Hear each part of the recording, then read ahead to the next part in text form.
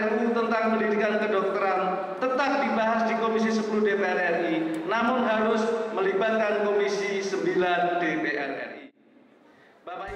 Setelah diwarnai interupsi jumlah anggota DPR, rapat paripurna DPR RI yang dipimpin Wakil Ketua DPR Priyo Budi Santoso Kamis 11 Juli akhirnya menyetujui RUU Pendidikan Kedokteran atau Dikdok. Agus Hermanto, Ketua Komisi 10 DPR, dalam laporannya di depan sidang paripurna menyatakan proses pembahasan RUU Pendidikan Kedokteran sudah berjalan selama 7 kali masa sidang. Pembahasan panja sempat stagnan karena terdapat materi krusial yang masih perlu dikaji. Namun berdasarkan rapat BAMUS DPR pada 29 November 2012 lalu, diputuskan RUU Pendidikan Kedokteran tetap dibahas oleh Komisi 10 DPR dengan melibatkan Komisi 9 DPR.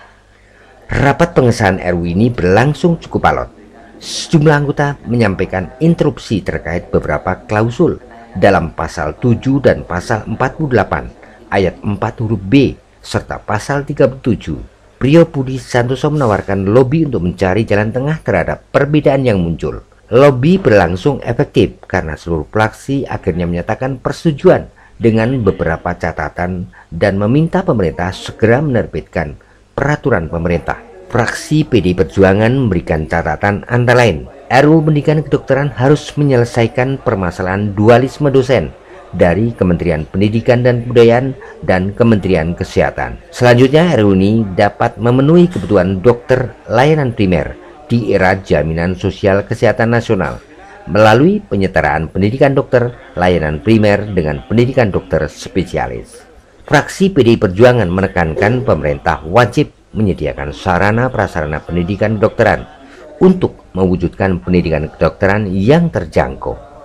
RUU Pendidikan Kedokteran ini mesti mampu mengatasi permasalahan belum meratanya jumlah dokter dan dokter spesialis melalui program beasiswa ikatan dinas. Sementara fraksi Partai Hanura meminta RUU Pendidikan Kedokteran ini menjamin adanya pemerataan kesempatan pendidikan kedokteran, menjamin masyarakat tidak mampu namun berprestasi untuk menempuh pendidikan kedokteran, serta menjamin dan menghargai keadilan serta hak asasi manusia, dan menjamin adanya koordinasi dan sinkronisasi yang kuat antara Kementerian Pendidikan dan Kebudayaan serta Kementerian Kesehatan.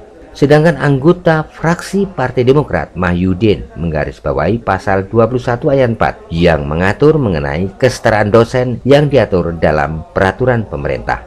Politisi Partai Demokrat ini meminta agar menteri terkait menghasilkan peraturan pemerintah yang disesuaikan dengan Perpres nomor 8 tahun 2012 tentang kerangka kualifikasi nasional Indonesia. Tim Parlemen.com mewartakan.